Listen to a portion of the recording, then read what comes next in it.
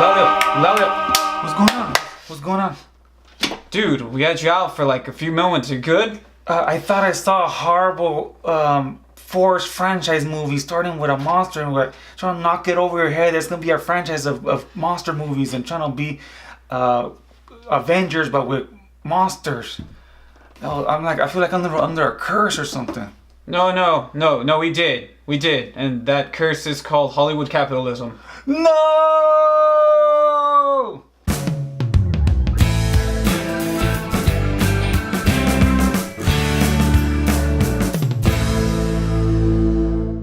Hi there, I'm the Fotaku. I'm Eulalio Magaña. And here we're going to review The Mummy 2017. And it is terrible. It is very terrible. I take everything back I've said about that movie up until about this point about it. But yeah, wow, that was just bad. The scariest part about the movie is that there are a lot of people in the theater. They pay a lot of money, and I think they're gonna keep doing crappy movies like this. It's like that's the scariest part. The impeding crap avalanche that will follow this movie. It's already set up, and people actually paid for the first one, and nothing we could do to stop it.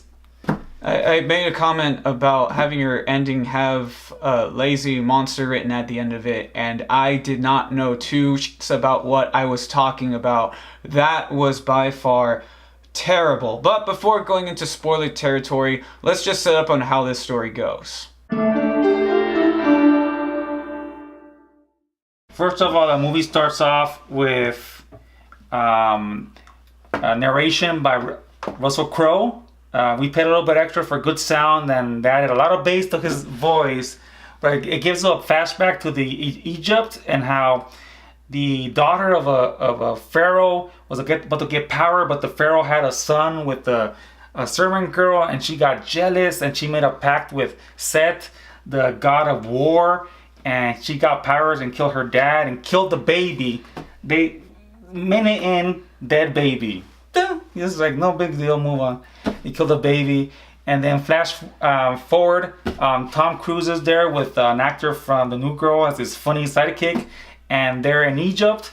So the nice statues, and the statues got machine gun because it's Iraq now. It says Iraq, so the statues are getting shot at. They're like, they're there to like steal artifacts and sell them. So then they uncover the tomb, and take it from there because I'm already exhausted for explaining that. And first, I don't know, 2017, they still can't make Egypt look real to me. It looks fake. It looks like people cosplaying it as Egyptians, like fake gold. Like you could bring up old school Moses movies and they look better Egyptians, even if they're not really Egyptians. Moses wasn't Egyptian at all. What are you talking about? The pharaoh in Moses was Egyptian. Like, let my people go. They let the writing go. It's just everything go. It just this threw me out. When it first started, like, this is Egypt. It's just a bunch of sand and like a tent and 5 people dressed in 99-cent store Egyptian Halloween costumes. It looked lame to me. And then the sets look like fake, which is, I don't know if they were going for that. Like, we want to make it look like the 50s horror movies, but with big sets that look like sets. Sadly, in its defense, it is just a horror movie. I mean, it's not a horror movie. That's what I mean. It has all them as a horror movie, but it has literally no danger and no real monsters. That wasn't their goal. I mean, it's like when you look at that, what was it, Exodus movie or something, and that thing was fucking terrible. But that was terrible only because, one, you're not getting with the times, and you're still trying to rip off of like 70s or 60s acting with Egyptians, and that's dumb because why would you have a bunch of white people there? The second thing being that at least those sets have to be engaged. This movie, of course, it doesn't matter if they're in CGI because we really don't care as getting invested on there. We just want to see what they do to put a new spin on it, and they just laid it flat. It was terrible. They took the monster out of monster movies. Yeah.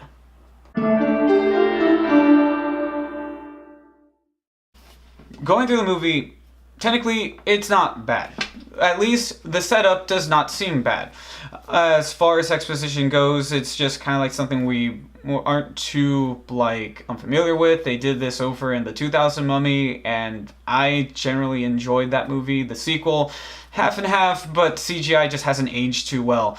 The problem with this movie, though, is its tone. It does not know exactly what it wants to do. In the same sense that it's kind of rebooting just like these movies that we're going to be seeing from Universal. I don't know what their idea was with this. It kind of felt like, are we going to get a reboot of something that's like from the really old Mummy? Are we getting kind of like the gory versions that we got like afterwards? Are we getting something closer to the 2000 one? And here it can't really decide. I feel like it's leaning more towards the 2000 version with Ben Stiller because it tries to have some forced comedy in there, and a lot of it, there's a bit of it that it just kind of works, and it's a lot with the quirkiness that we have with Tom Cruise, and then also with what we have with the supporting cast. But then that's the problem here. We don't know when it's exactly trying to be scary, at certain times where it's trying to be funny. Most of the monsters don't really seem that intimidating, let alone even with our main antagonist, who right now I really can't remember the name of because it was so uninteresting. I know her name. It was Annette. But it sounded like I'm on it. Like that was her name. Like, I'm on it, girl. I'm the mummy and I'm on it. Those guys running away, I'm on it. Okay, so it looks in the trailer like it's gonna be scary. It's not scary. There's nothing scary about her other than her hair has a bunch of tangles and her has bad tattoos with a bunch of math problems on her face. She's not scary. She has sidekicks or henchmen that all she does is suck the life out of like rent-a-cops and then go around grabbing at you, but they don't really bite, don't really rip anybody apart. They're not that strong. You'll punch them and they turn into dust. So there's no really danger. Like, where's the danger? It is an action movie. Any kind of action there is between the mummy and him is very short, or the mummy could be taken down by military guys or with harpoons, and she's taken down with tranquilizer darts. That's it. What's so scary about her? There's no sense of danger. Pointless. I mean, even her plan makes no sense. Her plan essentially is to unleash death upon the world by having her lover, in this case, Tom Cruise, unfortunately, which actually made for some hilarious scenes in the movie, but here, though, it still makes no sense. Her plan being to kill an immortal that will create a god that will essentially bring death upon the world, and it makes no sense as to whatever her original plans were. I mean, even the garbage plot of the Scorpion King made more sense with his vendetta than this, and yeah, it really hurts the movie, especially because when your action sequences could build up to be cool, it doesn't work, because then if there's no imminent danger, if your baddies are literally something that you can beat up, whether or not you need an immortal protagonist for it, it's stupid. It is dumb. And I mean, damn, how much are they doing into investing to make this just an ongoing series? Because the other problem is character motivations do not make any sense. There will be characters who will have one essential plot line that you will follow through with, and suddenly 2 doors down, it turns out that they're a totally different person from those ideas. Even Russell Crowe's character being a character who has a split personality. We cannot decide on what exactly his ideas are, because, quite frankly, he wants to control all evil in the world. Russell Crowe's, whatever, our British guys named Russell.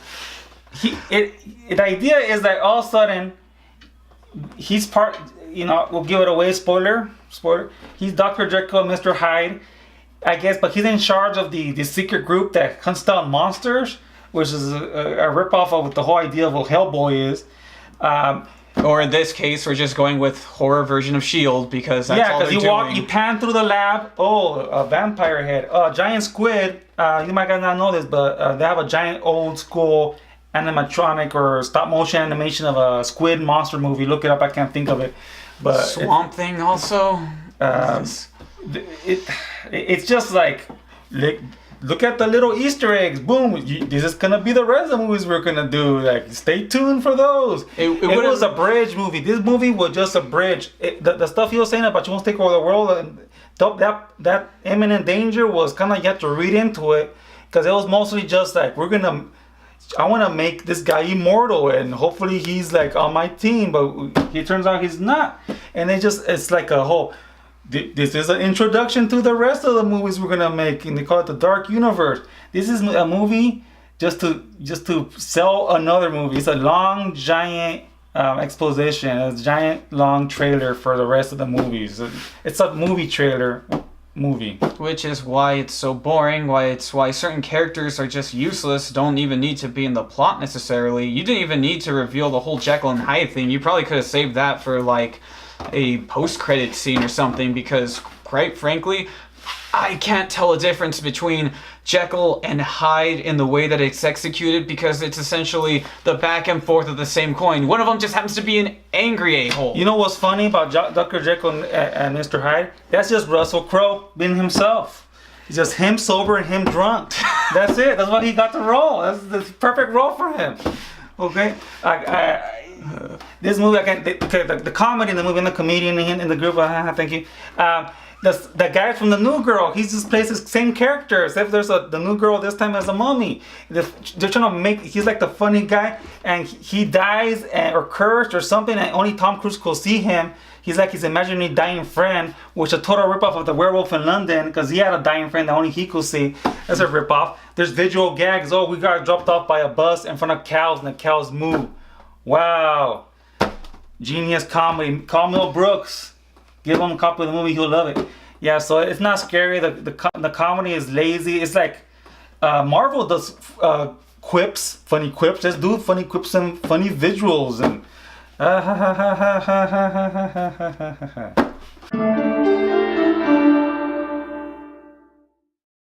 do not recommend watching this movie. It is absolute garbage. A 1 out of 5. If they're really gonna do like expanded continuity with this, granted with either vampires, or if we end up getting even like another werewolf movie or something between there, at least balance it out better, because quite frankly it's just like Iron Man 2, just trying to throw out a bunch of Easter eggs, but it's not really a movie, it's just Nothing one happens. big trailer, and that's a waste. That's a big waste. And like I said, if Tom Cruise is gonna be in all these movies somehow, and Russell Crowe's gonna be in the movie somehow, it's like great. The idea is cool to make these movies, bring them back, but they're not doing a good job. They're doing it is like, we're doing it to sell merchandise or make tickets. They're not doing it. There's no monster in these movies. There's not a monster. I don't know. It's Hollywood. Hollywood's a monster. It's Hollywood. Universal, and they're after your cash, all of it.